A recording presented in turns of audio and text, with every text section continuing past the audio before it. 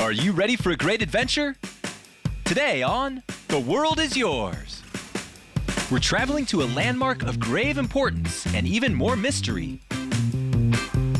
Finding out how Stonehenge came to be in England will take some serious sleuthing.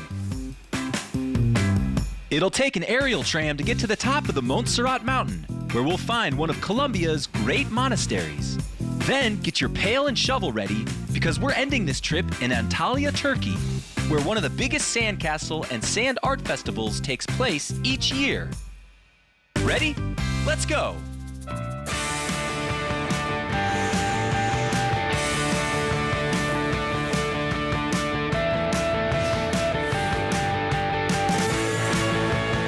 The world is waiting, and the world is yours. A city filled with historic significance, the city of Bath became a World Heritage Site in 1987. Located in Somerset, England, Bath has a population of about 88,000, making it the largest city in the county of Somerset. Bath is famous for its ancient Roman baths, built nearly 2,000 years ago. Geothermal springs, also known as hot springs, fill the area. When the Romans lived here, they built these baths as well as a temple in the River Avon. The temple has been dated all the way back to the year 60 in the current era. And the complex of baths was constructed around it for 300 years to follow, surrounding the natural hot spring. The Romans used the Latin name for the city, Aquae Sulis, meaning the waters of Sulis. Much later, in the 7th century, Bath Abbey was built. It became a religious center, using the hot spring waters for its believed medicinal and healing properties. The city of Bath became a popular spa town. These original Roman-built baths have been preserved. And the Roman baths draw about 1 million visitors each year. Though tourists can't actually get in the water, they can see the original baths, located below the modern street level. The way the hot springs form the baths is fascinating. The water that bubbles up from the ground in a spring like this starts as rain, landing on the top of the Mendip Hills nearby, and it runs down through the limestone at a depth of up to 14,000 feet. From there, geothermal energy, creating heat from below the earth, raises the water's temperature to about 115 degrees Fahrenheit. The pressure forces the water to rise to the surface, where it emerges through holes in the limestone. These types of natural hot springs occur throughout the world, and this Roman structure is one of the world's most famous hot spring bathhouses. Before the Romans arrived at what is now the city of Bath, the Celts first built a shrine at this very spring. It was dedicated to the goddess Sulis, known to the Romans as Minerva. After the Romans invaded, they continued to use the name Sulis. This became the root of the Latin name Aquae Sulis. The Roman occupation of Britain led to centuries of development around the spring. Now it's time to head to Wiltshire, England, to see an even older Earth-made wonder. That's right, we're headed to Stonehenge. This prehistoric monument is a ring of stone columns, each reaching 13 feet high, 7 feet wide, and weighing about 25 tons. How did people move these monstrosities so many years ago?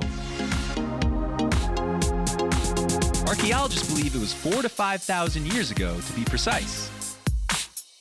Stonehenge is one of the United Kingdom's most recognizable landmarks, widely considered a British cultural icon. A henge is a particular class of monument, referred to by archaeologists as any earth-made site within a circular enclosure and internal ditch. But Stonehenge has a ditch on the outside of the stonework, making it unique to other henges of the same Neolithic time period. It's also much taller than the usual stone circles. Held together by a special joint that fits the stone pieces together, archaeologists believe that Stonehenge is an ancient burial ground, but no written evidence clearly points to its significance. In fact, no written records exist about the creation of Stonehenge at all, leading much to debate about what its purpose really is, and how it was even constructed in the first place. Many myths have been written about the existence of Stonehenge, where the king and those that followed have been buried since. Wizards and kings and giants, oh my, what a great story. No matter how these stones were really erected, this amazing monument is one to behold. After a long morning of history hopping, let's kick back with some afternoon tea. It's time for a traditional British afternoon meal. This custom originated amongst the wealthy social classes in England in the 1840s. It wasn't until the end of the 19th century that afternoon tea evolved to the present form, with middle and the upper classes taking part. Afternoon tea was often taken with delicate foods like little sandwiches called tea sandwiches, scones, cakes and pastries. These days, an afternoon tea this formal is reserved for special occasions.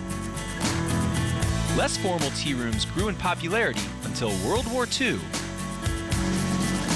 There are still some prominent tea rooms in Britain that are definitely worth our visit. After a quick tea break, we'll be energized for our next destination. But first, let's test your world knowledge. The Republic of Colombia was first traveled by these famous explorers. For which of these explorers is the country named? A. Gonzalo Garcia Zorro. B. Martin Galliano. C.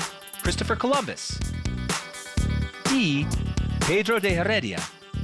The answer coming up when we return to The World is Yours.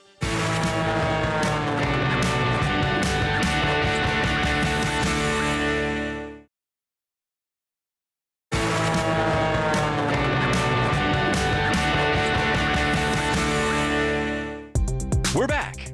Let's find out the answer to our question. The Republic of Colombia was first traveled by these famous explorers. For which of these explorers is the country named? A. Gonzalo Garcia Zorro. B. Martin Galliano. C. Christopher Columbus. D. Pedro de Heredia. If you said C, Christopher Columbus, you're right. The Venezuelan revolutionary Francisco de Miranda derived Colombia from Christopher Columbus's name to refer to the entire New World. After the territories of New Granada became independent, what is now modern Colombia adopted the name in 1886. The Republic of Colombia is a country in South America with some territories in Central America. It shares borders with Panama, Venezuela, Brazil, Ecuador, and Peru. Countries that used to be territories included in the Gran Colombia, a state that consisted of much of northern South America in the early 1800s before each became individual sovereign nations. The Colombian territory consists of Amazon rainforests, tropical grasslands, and both the Caribbean and Pacific coastlines. It's one of the world's 17 mega-diverse countries, meaning it's home to the majority of species. Colombia is also the second most biodiverse country in the world, just behind Brazil. With regards to Colombia's population, it is one of the most diverse as well, with people from all over the world speaking many different languages, giving Colombia a rich melting pot of cultures and heritages. From the tropical forests to the highland urban centers in the Andes Mountains, we have so much to explore. Our journey through Colombia starts at the main gate of the historic city of Cartagena de Indias. The Torre del Reloj, clock tower in English, is also known as Puerta del Reloj. The name Puerta del Reloj refers to the clock that was added to the gate at the beginning of the 18th century.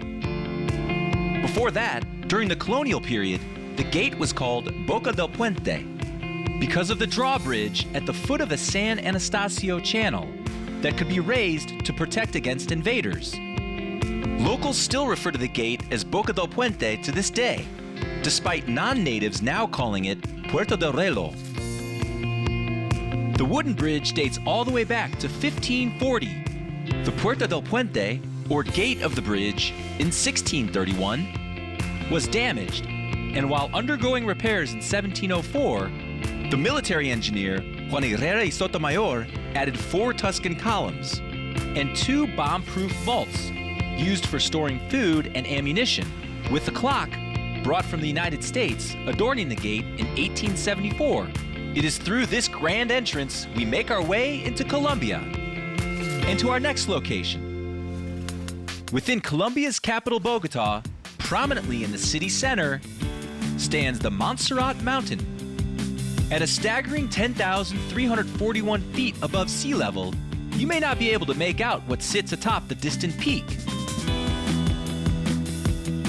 A white church built in the 17th century, with a shrine dedicated to El Señor Caído. The hill was actually considered sacred by the pre-Columbia indigenous Muisca people.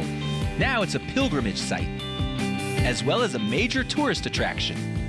In addition to the church, the top of Montserrat has shops, restaurants, and a great place to watch the sunset from the west side of the mountain. Though the climbing path was reopened in 2017, our best way to the top has to be the Teleférico de Montserrat. This aerial cable car connects Bogotá with the mountain and will get us to the top while providing us with an unbeatable view of the city. It turns an otherwise long pilgrimage up the side of the hill into a 4-minute ride. And at nearly 2 miles above sea level, this ride will be well worth the trip. Once we've reached the summit, we'll be able to see Colombia from all directions. We'll leave an offering at the Holy Shrine and take off for the beaches. Specifically, the Tayrona Natural Park on the coast of the Caribbean. This park is a protected national park in Colombia's northern Caribbean region. Just 10 miles from the city of Santa Marta, Tayrona covers part of the Sierra Nevada mountains, as well as 12 square miles of the Caribbean Ocean and 58 square miles of total land, ranging from sea level to nearly 3,000 feet above. Evidence of ancient human settlements has been found in the park dating up to the 16th century. The park includes many features that draw visitors each year, including the Archaeological Museum of Chairama, the Los Naranjos Path, and the stunning Casteletes Beach, where we'll soak up some rays before we get ready for the next leg of our adventure. Don't forget your beach towel, because we're headed to Antalya, Turkey. But first, let's test your world knowledge. What is the name of Antalya's football club? A. Antalyaspor. B. Bursaspor. C. Kayserispor. D. Gaziantepspor. The answer coming up when we return to The World Is Yours.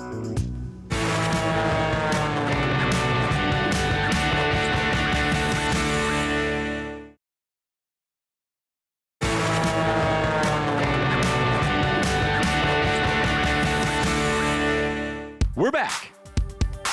Let's find out the answer to our question. What is the name of Antalya's football club? A. Antalyaspor. B. Bursaspor. C. Kayserispor. D. Gaziantepspor. If you said A. Antalyaspor, you're right. The Antalyaspor Kulübü is a member of the Turkish Professional Football Association called the Super League, the top tier of the Turkish Football League system, or, as it's known in the US, soccer. The Antalya Arena, built in 2015, holds 32,000 cheering football fans. Let's go Scorpions! Antalya is Turkey's 8th most populous city and the largest on the Mediterranean coast. Originally settled by the Attalid dynasty in the year 200 BCE, it was soon taken over by the Roman Empire. While occupied by the Romans, the city grew, with some of Antalya's historic monuments built during this time.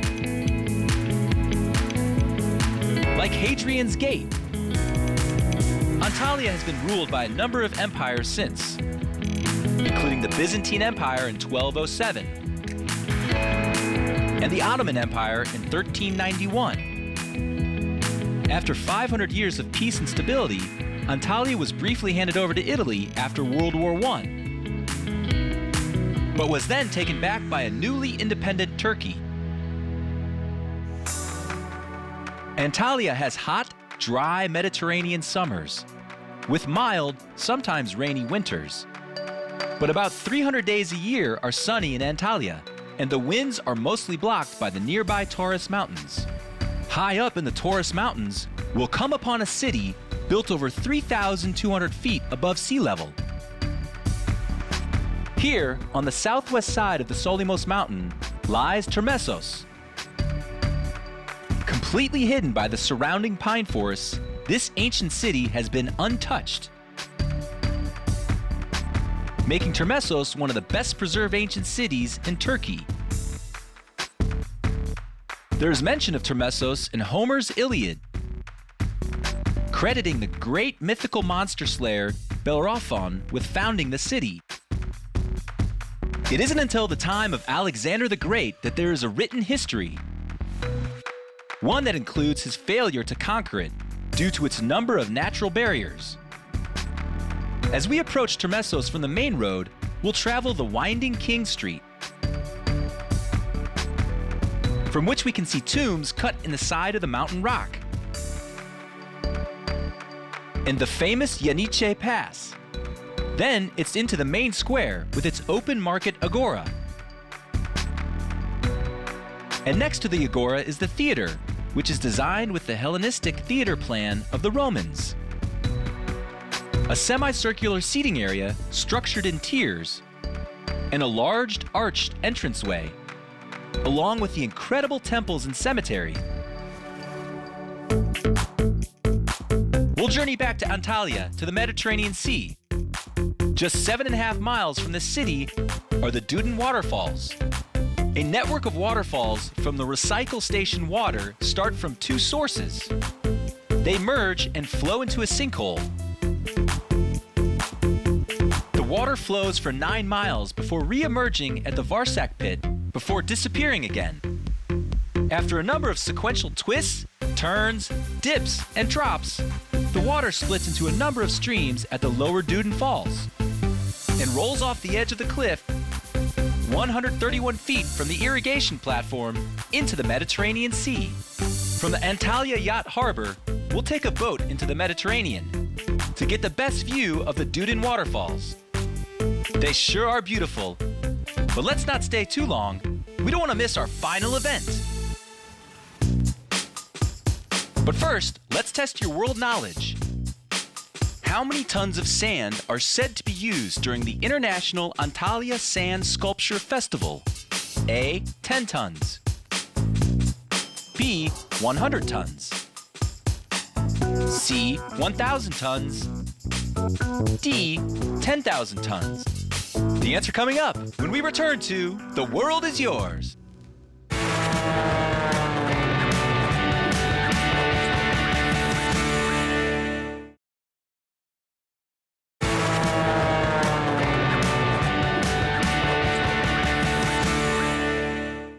We're back.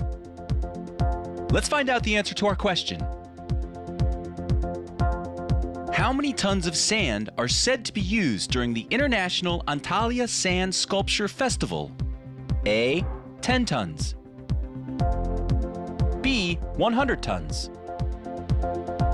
C. 1,000 tons. D. 10,000 tons. If you said D, 10,000 tons, you're right. Global Design Artworks, which organizes the festival, says that 10,000 tons of sand in 10,000 meters of space is used in what is one of the largest international sand events in the world.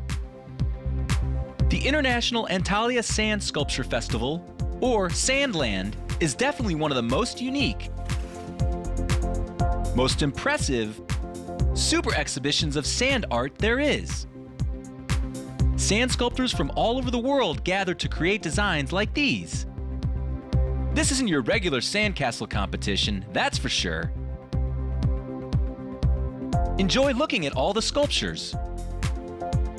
Or maybe even try your hand at building one of these giant works yourself. It's a great way to end our excursion. Well, that wraps up our adventure for today. We had a spa day, Roman style, in Bath, England. Rode the trails through the air to the top of the Montserrate mountain for the best view Bogotá, Colombia has to offer. And tried our hand building some of the most intricate sand art in the world at Sandland in Antalya, Turkey. Thanks for joining us on our trip around the world. There are many more adventures to come. Until next time, the world is waiting and the world is yours.